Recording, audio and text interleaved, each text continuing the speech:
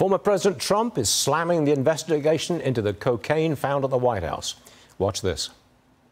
You know how many cameras they have opposite the front door of the Situation Room where these drugs were the cocaine? They know who this was. They know the person. It's impossible. How can they not? I don't think it's possible for bags of cocaine to be left in a certain area by the Situation Room.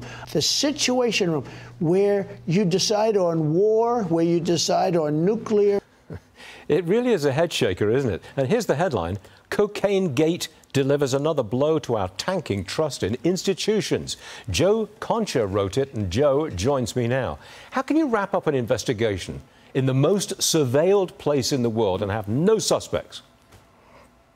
That's the thing, Stu. I mean, the Secret Service didn't interview anyone during this investigation. They can't find any fingerprints on the bag of cocaine that was found. And what kind of cameras are installed at the White House these days? I mean, did they borrow them from Jeffrey Epstein's cell? I mean, the most surveilled and secure property in the country, Stu. To your point, the White House not only allowed this substance to get in there, but can't even find the time to find out who's responsible. And I'm sure our adversaries are taking note that if you want to get a powdery substance like, I don't know, anthrax into a secure area of the residence of the President of the United States, the very people who are supposed to protect him won't be able to do much to stop it. And it's another blow to trust in our institutions. I mean, you look at the numbers. I'll be quick on this, Stu. In Gallup, 23% of people trust the presidency, 14% trust the criminal justice system, 11% trust television news, 7% trust Congress. And when you see an investigation like this be the, oh, well, we tried investigation, people have questions, rightly. But is it over?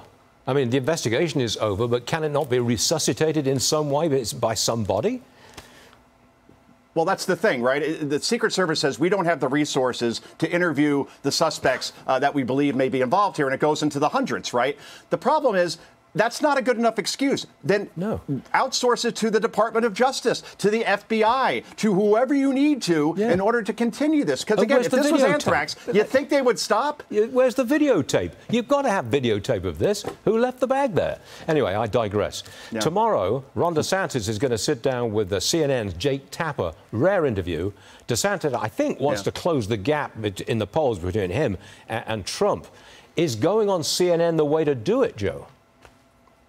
It's not the worst idea, just because Ron DeSantis hasn't gone for a formal one-on-one interview. As far as I can tell, it's been 6 years since he's gone on that network. And since he's become governor and a presidential candidate, Stu, the network has been relentlessly attacking him, essentially branding him as a younger version of Trump. So I think if he pushes back effectively, holds his own, and makes a good argument, he's been very good at interviews, and he was excellent in other forums, that's a win for him. But that doesn't mean he should run to The View tomorrow and be ambushed. But by expanding his media footprint, you remember what Donald Trump did in 2016?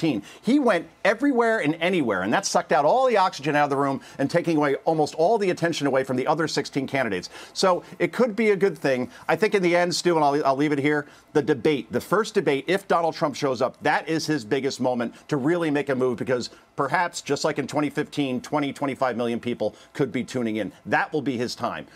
Going on CNN, maybe make a small difference, but this will be the big moment in August if Trump shows up. That's the big question. August 23rd. You got that right. All right, Joe, thank you very much indeed.